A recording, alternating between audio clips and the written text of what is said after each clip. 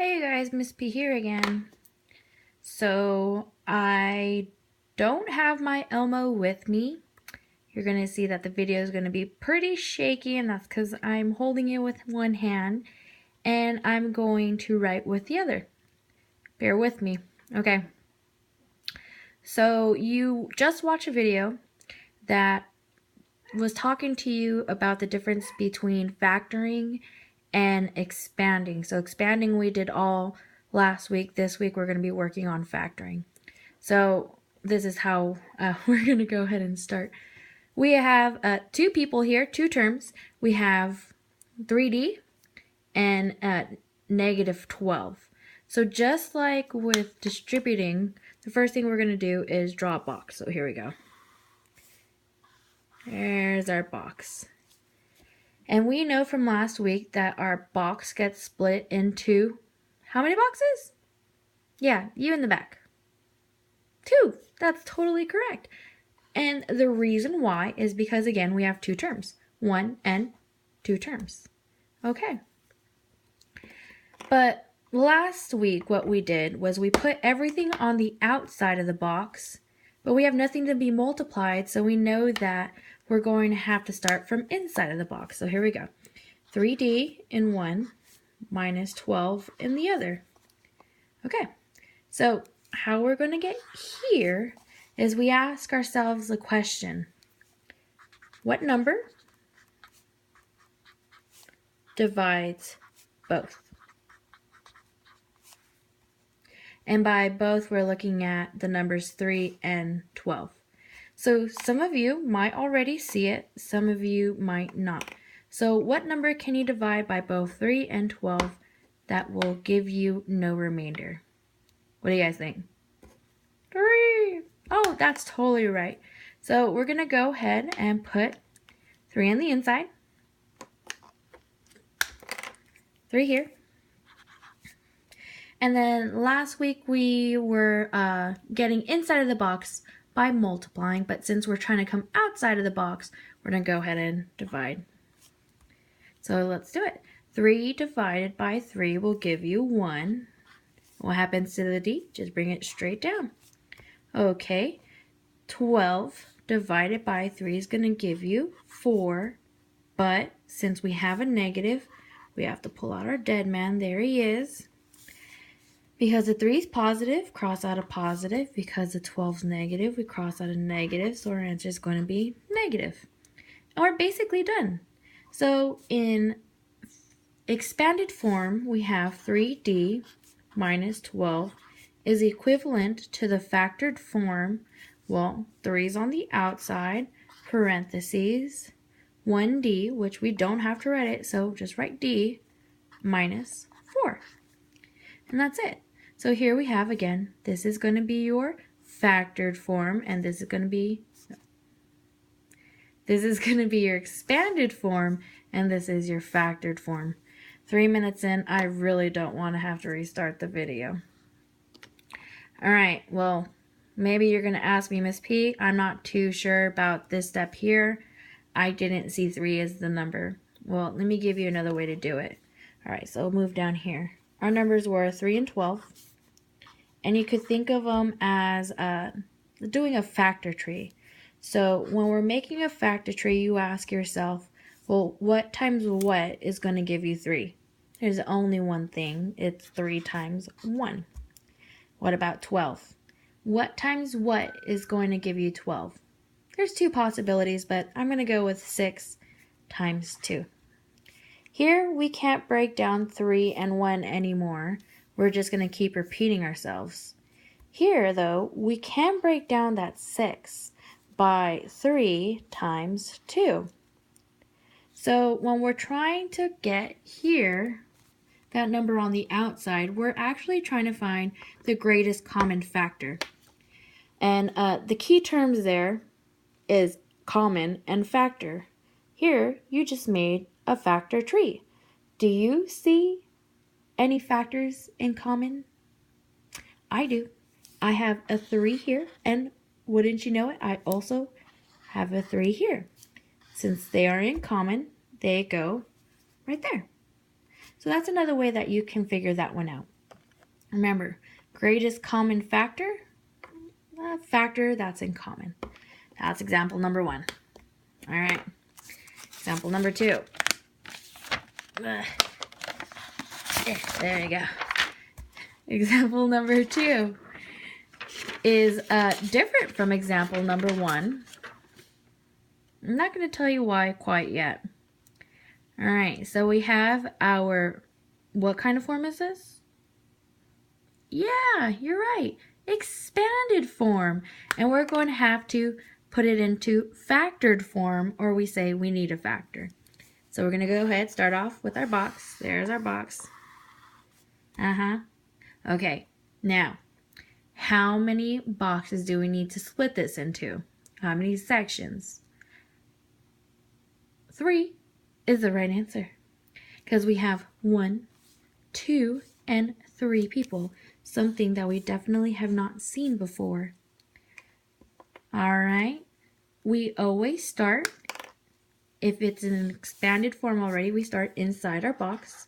5x, positive 10xy, and a positive 15xz. Didn't fit for me. It's too big, sorry. All right, how I get outside? You're going to ask yourself, what number divides both 5, 10, and 15? Okay, that's a little hard because now there's 3 numbers.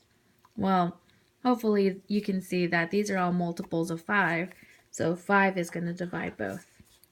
But you should also see something else in common. Not only are they all divisible by 5, but looky looky, they all have something in common. We've never done this before, where we can actually see that not only do they have a number in common, or we can factor out a number, but we can actually factor out a variable as well, because all 3 have a variable in common. And what's the common variable? X. So I'm going to go ahead and take out the x. And again, if we're going to undo the expanded form, we have to go backwards, undo it. So last week we multiplied, this week we divide. All right, 5 divided by 5 is 1. Well, if you take away one of those x's, now it's gone. There's nothing left there. The x is no more. Okay. Next term, 10 divided by 5, that's going to give you a 2. If you take out an x here, that's no longer there, so you're just left with y. Bring it down. Well, we don't really need dead man because they're all positive, so there's our positive. Last one up, 15 divided by 5 is 3. Absolutely, it is 3. Yay! And if we take out an x, what are we left with? Just a z. So here we go. And again, they're all positives, so it stays a positive. And we're almost done. So in factored form, we know we're going to have parentheses. The number that goes outside of our parentheses is right there. So we have 5x. And then inside, we're going to have 3 terms. And they're all right here. 1 plus 2y plus 3z. All right, I'm going to pause the video. I want you guys to check to see if this is correct, because you can always check to see if you did this right if you, well, distribute. 5x times 1 will give you 5x. 5x times 2y, well, 5 times 2 is 10. Then bring up your variables, x, y, and then the last one, 5 times 3 is 15, x, z. So, yep, we sure did it right. That's example number 2. So we have this one here, expanded form, is equivalent to this one here in factored form, 5x times the quantity, 1 plus 2y plus 3z. Equivalent meaning they look different, absolutely, but they have the same value. All right, last but not least, example number 3. Let's try. Okay, there we go. Example number 3. What makes this different? We'll see. All right, we start off, we make our box. All right, you up front. How many sections of this box am I going to separate?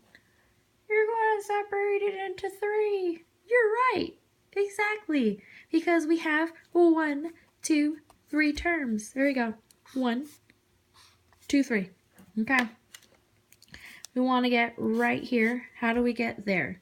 Well, now we have to decide what divides 12, 3, and 6. Well, let's say you didn't see it, and let's go back to the factor tree way. So we're going to go down here. So we're going to ignore the signs for now. We're going to have 12, 3, and 6. Okay? So let's do the easy one first. 3, that's easy. Well, what times what's going to give you 3? 3 times 1. Okay, next one, I would go 6 because it's the next bigger number. So you ask yourself, what times what is going to give you 6? There's only one thing. 3 times 2. Oh, do we see something in common yet? Yeah, we should see that the 3's are in common, but we're not only worried about 2 numbers, since in the beginning we had 3 numbers. So that means we have to go over to 12 and see if we can multiply something by 3 to get 12. Well, do we know of anything? Yeah, it's 4. 4 times 3 is 12. So do we see a common factor? Well, here we have a 3. Here we have a 3. Here we have a 3. So what number goes right there in the front? What number divides 12, 3, and 6? The answer is 3.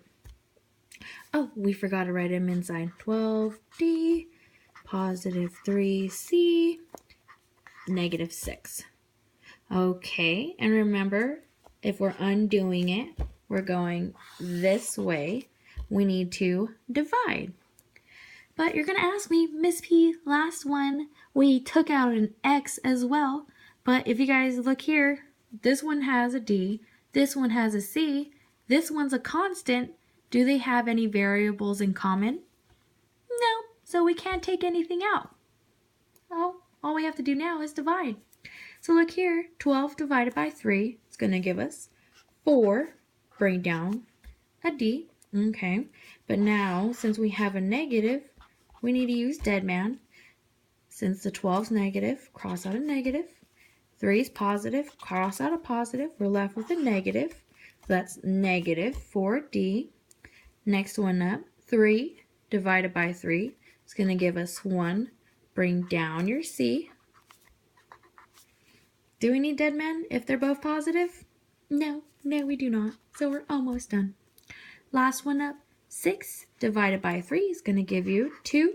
No variable to bring down, so we don't bring anything down, but we do need dead man. So here we go. Hi, dead man. We cross out a negative because of the 6, a positive because of the 3, and we're left with a negative. There we go. So our answer, in factored form, this negative 12D plus 3C minus 6 is equivalent to 3 is on the outside of the parentheses. What's inside of the parentheses is this here. So we have negative 4D plus C minus 2. All right, negative 4D plus C minus 2. I didn't write 1C though, but remember, if you don't see, if you don't see a 1 or a number in front of the variable, know that there's always a 1 right there in the front. So those are indeed equivalent. All right, you guys, that's our last example together. Now it's time for you to try it on your own. You ready? On your mark, get set, go.